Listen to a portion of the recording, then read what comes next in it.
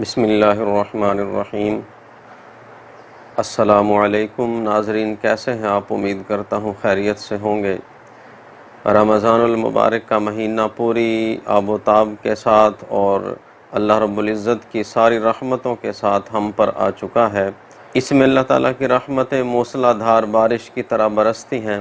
اللہ پاک کی طرف سے مغفرت اس مہینے میں عام کر دی جاتی ہے، جہنم سے خلاصی کا پروانہ جاری کر دیا جاتا ہے، اور حدیث پاک میں آتا ہے اللہ کے محبوب صلی اللہ علیہ وسلم نے فرمایا کہ رمضان المبارک کا پہلا عشرہ اللہ رب العزت کی رحمت کا عشرہ ہے، دوسرا عشرہ اللہ کی طرف سے مغفرت کا عشرہ ہے، اور تیسرا عشرہ جہنم سے خلاصی کا ہے۔ ان رحمتوں اور مغفرتوں کو لوٹنے کا وقت ہے، لہذا رمضان المبارک کو خوب قیمتی بنائیے۔ میں اب حضرات سے ایسے معمولات شیئر کرنے جا رہا ہوں جن کو اپنانے سے ہمارا رمضان کا مہینہ بہت ہی قیمتی بن جائے گا، اور اس کا انشاءاللہ آپ پورا سال اثر دیکھیں گے، اگلے رمضان تک انشاءاللہ اس کا اثر رہے گا اگر آپ ان طریقوں پہ عمل کر کے اپنا رمضان کا مہینہ گزاریں گے۔ بالکل آسان سے طریقے ہیں، اور ان پر عمل کرنا، صرف تھوڑی سی ہمت کر کے عمل کر لیں، پھر دیکھیں انشاءاللہ پورا سال کس طرح آپ کو نیکیوں کی توفیق ملتی ہے۔ چونکہ اسلامی دن مغرب کے وقت سے شروع ہوتا ہے، لہذا اعمال کی ترتیب مغرب کے وقت سے شروع کرتے ہیں۔ غور سے سنیں اور عمل کی نیت کریں، انشاءاللہ اس سے بہت زیادہ فائدہ آپ کو ہوگا۔ رمضان المبارک کے مہینے میں جو کرنے کے کام ہیں، ان میں سب سے پہلے عصر کی نماز پڑھ کے مغرب تک قرآن پاک کی تلاوت کریں۔ جو حفاظ کرام ہیں ان کو چاہیے کہ پورے رمضان میں 10 پارے ختم کرنے کی کوشش کریں، اور جو غیر حافظ ہیں ان کو چاہیے کہ کم از کم 3 قرآن پاک ختم کرنے کی وہ کوشش کریں۔ یہ جو عصر کا وقت ہوتا ہے نا، بہت قیمتی ہوتا ہے، اس کو ضائع مت کریں۔ عورتوں کو بھی چاہیے کہ گھروں میں وہ افطاری کا اہتمام پہلے سے کر لیں، تو عصر سے لے کے مغرب تک اس کے درمیان کچھ نہ کچھ وقت نکال لیا کریں جس میں قرآن پاک کی تلاوت ہو، ذکر اذکار ہوں، تسبیحات ہوں۔ یہ بہت قیمتی وقت ہوتا ہے، دعاؤں کی قبولیت کا وقت ہوتا ہے۔ افطاری کے بعد مغرب کی نماز ادا کریں، اور یہ کوشش کیا کریں کہ تمام نمازیں رمضان کے مہینے میں، بالخصوص عام دنوں میں بھی کرنی چاہیے لیکن رمضان کے مہینے میں بالخصوص باجماعت ادا کریں، اور مغرب کے بعد 2 سنت ادا کرنے کے بعد 6 رکعات نفل اوابین کے بھی پڑھ لیا کریں۔ اس کے بارے میں حدیث پاک میں آتا ہے کہ 12 سال کی نیکیاں انسان کے نامہ اعمال میں لکھ دی جاتی ہیں جو بندہ 6 رکعات مغرب کی 2 سنتوں کے بعد اوابین کے نفل ادا کرتا ہے۔ اس سے فارغ ہو کے سورہ واقعہ پڑھیں، 27ویں پارے میں ہے۔ تو اس سے اللہ کے حبیب صلی اللہ علیہ وسلم نے فرمایا کہ کبھی بھی تمہارے گھر میں فاقہ نہیں آئے گا، غربت نہیں آئے گی، تنگی نہیں آئے گی۔ یہ آسان سا حل ہے، 3 یا 4 منٹ لگتے ہیں۔ پھر اس کے بعد عشاء کی نماز باجماعت ادا کریں، تراویح ادا کریں۔ یہ بات یاد رکھیں کہ تراویح رمضان کے مہینے میں الگ عبادت ہے اور روزہ الگ عبادت ہے۔ تراویح رات کی عبادت ہے اور روزہ دن کی عبادت ہے۔ تراویح کے بعد سورہ ملک کی تلاوت کریں، یہ عذاب قبر سے بچاتی ہے۔ اس کے بعد جلدی سونے کا اہتمام کریں تاکہ سحری میں جلدی اٹھا جا سکے۔ سحری میں جب اٹھیں تو وضو کریں، اور اس کے بعد تہجد کی 8 رکعت پڑھ لیا کریں، یا کم از کم 4 رکعت پڑھ لیا کریں۔ اس کے بعد دعاؤں کا اہتمام کریں، اپنے لیے، اپنے گھر والوں کے لیے، دوست احباب کے لیے، رشتہ داروں کے لیے، پوری امت کے لیے دعائیں مانگیں۔ وہ بالخصوص جو ہے دعاؤں کی قبولیت کا وقت ہوتا ہے۔ اور سحری لازمی کیا کریں۔ بہت سے ہمارے بھائیوں کو عادت ہوتی ہے کہ وہ سحری تک جاگتے رہتے ہیں، اس کے بعد جب سحری کا وقت ہوا یا رات کو دیر سے سوتے ہیں یا سحری کے وقت ہی سو جاتے ہیں، پھر وہ سحری میں اٹھ نہیں سکتے اور بغیر سحری کیے روزہ رکھ لیتے ہیں۔ کریم آقا صلی اللہ علیہ وسلم نے فرمایا کہ سحری برکت کی چیز ہے، اس کو لازمی کیا کرو۔ اب چاہے 1 گھونٹ پانی کی پی لو، اس سے وہ سنت پوری ہو جاتی ہے اور سحری کی برکتیں حاصل ہو جاتی ہیں۔ تہجد اور سحری سے فارغ ہو کے مسجد میں بغیر اذان کا انتظار کیے تشریف لے آئیں، اور وہاں پہ آ کے قرآن پاک کی تلاوت کریں، ذکر اذکار کریں، مسجد میں بیٹھیں۔ بیٹھنا بھی مسجد کے اندر خالی ثواب ہے۔ اذان ہو جائے پھر سنتیں ادا کریں، پھر تلاوت کریں، ذکر اذکار کریں۔ خواتین یہی اعمال اپنے گھروں کے اندر کریں۔ اس کے بعد نماز فجر سے فارغ ہو کے اگر درس قرآن ہوتا ہے تو وہ سنیں، ورنہ اشراق تک تلاوت ذکر اذکار کرتے رہیں، اور اس کے بعد 4 رکعت نماز نفل اشراق کی پڑھیں، پھر چاشت کی 4 رکعت پڑھیں۔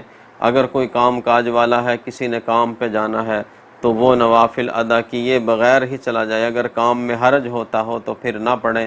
روزانہ ایک تسبیح رمضان کے اندر یہ معمول بنا لیں کہ ایک تسبیح کلمہ طیبہ، ایک تسبیح تیسرا کلمہ، ایک تسبیح درود پاک اور ایک تسبیح استغفار کی، یہ پڑھتے رہیں کام کاج پہ جاتے ہوئے، اپنے کاروبار کرتے ہوئے، ملازمت پہ جاتے آتے۔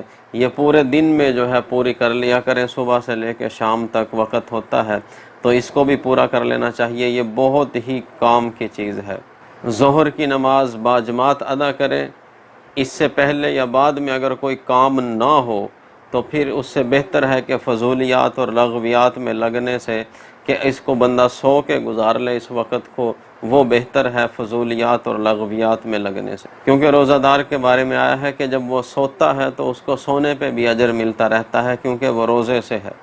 اور اس مہینے میں بالخصوص، عام دنوں میں بھی کرنا چاہیے لیکن اس مہینے میں بالخصوص مسواک کا اہتمام کیا کریں۔ پھر عصر کی نماز باجماعت ادا کریں۔ اگر نماز میں ابھی وقت ہے، آپ پہلے چلے گئے تو قرآن پاک کی تلاوت کریں، ذکر اذکار اسی طرح تسبیحات رہتی ہیں تو وہ مکمل کر لیں۔ یہ بھی عرض کرتا چلوں کہ جن لوگوں کے ذمے نمازیں رہتی ہیں پیچھے، وہ اپنی قضا نمازوں کو پڑھنے کا اہتمام رمضان کے مہینے میں کریں کہ اس میں وقت ہوتا ہے، وقت میں برکت ہوتی ہے۔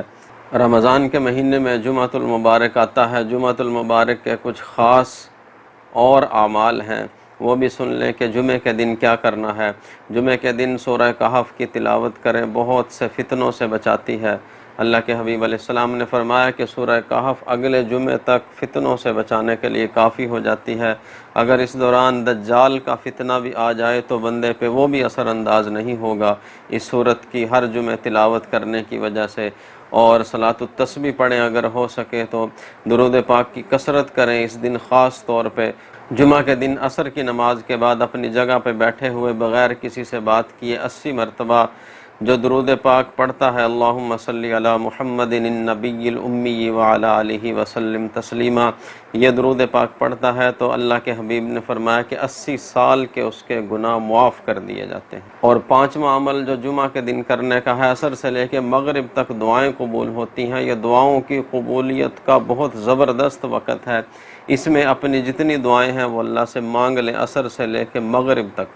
اور کچھ ایسے کام ہیں جن سے بچنا ہر حال میں ضروری ہے، اور رمضان المبارک میں تو خاص طور پہ اس کا اہتمام کریں۔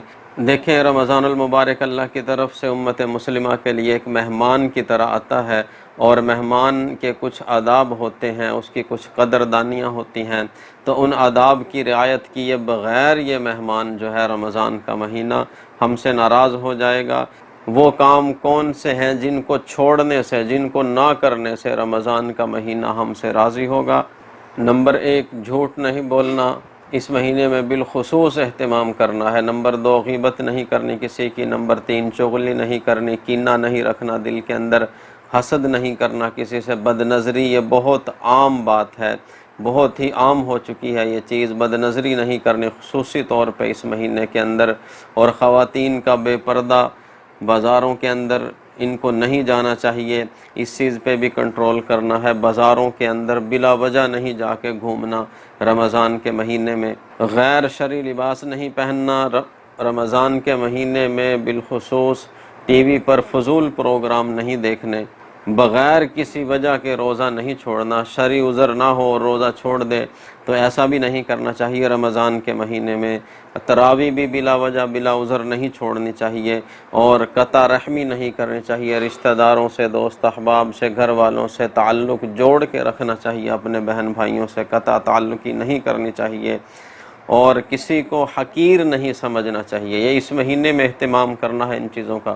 کسی کو حقیر مت سمجھیں، ذلیل مت سمجھیں، اپنے سے چھوٹا مت سمجھیں، اور کسی کو تانا نہ دیں کسی بات پہ، فضول باتیں نہ کریں، لغویات میں بالکل بھی شریک نہ ہوں، اور مسجدوں کے اندر جا کے ڈیرے لگا کے دنیا کی باتیں نہ کریں۔